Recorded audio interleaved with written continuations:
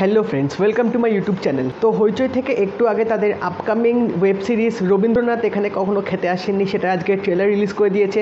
তো এই ওয়েব সিরিজটা কিন্তু টিজার ও উইদাউট এনি অ্যানাউন্সমেন্ট সারপ্রাইজ তারা ড্রপ করেছিল এবং আজকেও কোনো অ্যানাউন্সমেন্ট ছাড়াই তারা হঠাৎ করে সকালে ট্রেলারটা ছেড়ে দিয়েছে।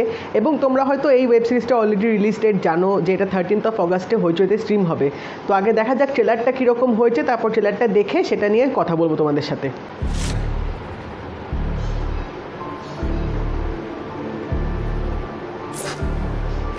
মুস্কান জুবেরি, আশা করি চিনতে পারছেন।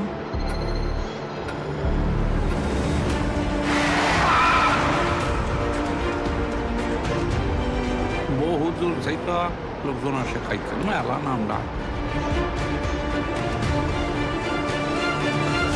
দিচ্ছি ভাতের হোটেল, নাম দিচ্ছি রবি ঠাকুর। রবি ঠাকুর না, রবি ঠাকুর এইখানে কোনোদিন খাইতে আসেন নাই।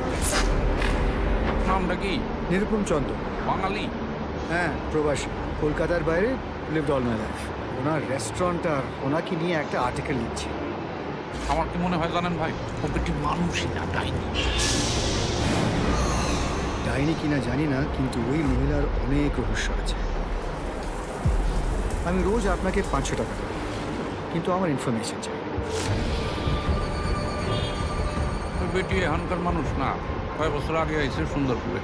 ওই বেটি নাকি খাওয়ানোর মধ্যে কি একটা মিশায়া দেয়। 5 জন ডিসপিয়ার। তা এখানে আমার ভূমিকাটা কোথায়, আমি কি জানতে পারি?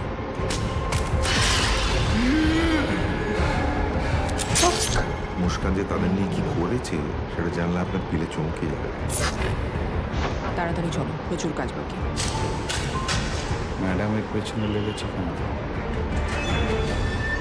আমি আসলে জানতে চাইছি যে তুই আসলে কে, তুই কাজ কি করিস? ওই যে, my name is Nirupam Chandra and I am not a journalist. বেটির লগে তোর কি কাম, সেও আর গোপন থাকবো না। তা আপনি কি জেনারেলি কোনো প্রমাণ ছাড়া শুধু অনুমানের ভিত্তিতে ভদ্রমহিলাদের ছেলে ধরা উপাধিতে ভূষিত করে থাকেন?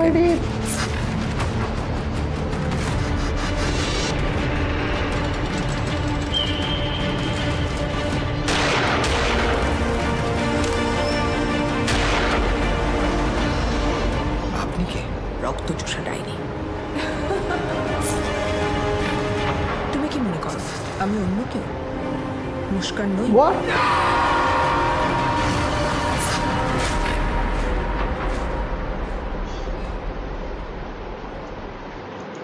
তো প্রচুর রকম রহস্য কিন্তু আমরা এই ট্রেলারটার মধ্যে দেখতে পেলাম এবং আমার মনে হয় যে ট্রেলারটা একটু বেশি হয়তো লেন্দি হয়ে গেছে, কারণ কি গল্পটা হতে যাচ্ছে এবং কি আমরা দেখতে চলেছি সেটা হয়তো কিছুটা বলতে গেলে রিভিল করে দিয়েছে। যদিও বা আমি কিন্তু এই নোভেলটা পড়িনি, সুতরাং আমার আইডিয়া নিয়েছি গল্পটা কীরকম, বাট ট্রেলারটা দেখে বোঝাই যাচ্ছে যে একটা ভালো রকম কন্টেন্ট হয়তো আমরা হইচই থেকে পেতে চলেছি। এবং সৃজিত মুখার্জি যেখানে সিরিজটা বানাচ্ছে, তো সেটার উপর একটা আলাদা করে এক্সপেকটেশনস, আলাদা করে একটা আশা তো থাকেই। তো ট্রেলারটা দেখে আমার যা মনে হলো, এখানে মুস্কান জুবেরি হচ্ছে একটা ক্যারেক্টার যে একটা রেস্টুরেন্ট ওপেন করে, ওখানে তিনি রান্না করেন, সেটার হয়তো তিনি ওনারও হতে পারে রেস্টুরেন্টার, এবং এখানে সকল মানুষেরা খেতে আসে কারণ তার রান্নার হাতে একটা জাদু আছে। এবং ওখানেই আসবে রাহুল বোস। সে কি সত্যিকারের জার্নালিস্ট নাকি তার অন্য কোনো রোল আছে বা তার অন্য কোনো মোটিভ আছে, সেটা আমরা হয়তো ওয়েব সিরিজটা জানতে পারবো। এবং এখানে তিনি এসেছেন মুস্কান জুবেরির ওপর একটা আর্টিকেল লিখতে, কিন্তু সত্যি কি তিনি আর্টিকেলে লিখতে চান নাকি তিনি অন্য কোনো রহস্যের সন্ধানে বা মুস্কান জুবেরির লাইফের ব্যাপারে তিনি কিছু জানতে এসেছেন, সেটা ওয়েব সিরিজটা আসলেই বোঝা যাবে। বাট এখানে কিন্তু একটা সাসপেন্স রেখে দিয়েছে ট্রেলারটার মধ্যে।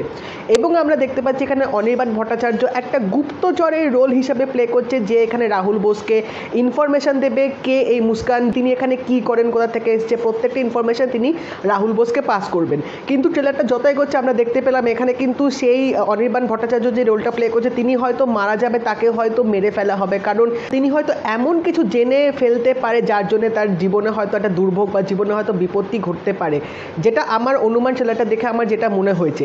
এবং তাছাড়াও এখানে কিন্তু অনেক রকমের লাশ পাওয়া যাবে এই হোটেলটা থেকে, এবং এই লাশগুলো কাদের এবং এই রহস্যটা কি। তো এই সব কিছুরই কিন্তু ইনভেস্টিগেশন এখানে আমরা দেখতে পাচ্ছি রাহুল বোস পরে শুরু করবে ইনভেস্টিগেট করা। এবং অঞ্জন দত্তের ঠিক কীরকম ভূমিকাটা সেটা আমি ঠিক বুঝতে পারলাম না, মানে উনি কি কোনো রকম এখানে লেখকের রোল প্লে করছে নাকি অন্য কিছু একটা ক্যারেক্টার হতে পারে, সেটা এই ট্রেলারটার মধ্যে একদম রিভিল করেনি।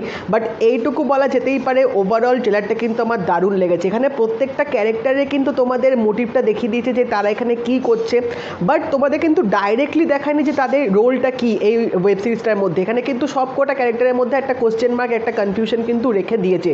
তো আমার মনে হয় ট্রেলারটা এই দিক থেকে কিন্তু ভালোভাবে এডিটিং করা হয়েছে, এত ভালো ভালো স্টারকাস্ট আছে, তো এটা না দেখে থাকা যায় না। এবং বলতে হবে এটার এক্সিকিউশনটা, এটা লুক অ্যান্ড ফিলটা কিন্তু দারুণভাবে এখানে করা হয়েছে, মানে পুরো হোটেলটা জ্বলছে সেটা কিন্তু আমার দৃশ্যটা বেশ ভালোভাবে এখানে লেগেছে, ভালোভাবে সেটা ক্যাপচার করা হয়েছে।